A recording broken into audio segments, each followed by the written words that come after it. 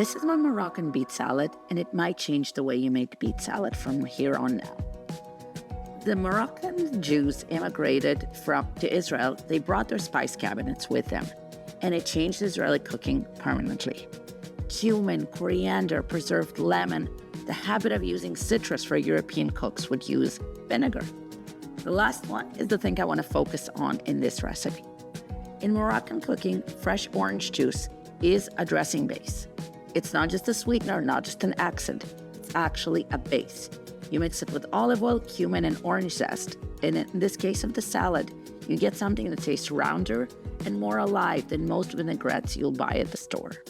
This Moroccan beet salad uses that dressing to punch up the flavor of beets and onions and take them from just a forgettable side dish into something people will ask for the recipe.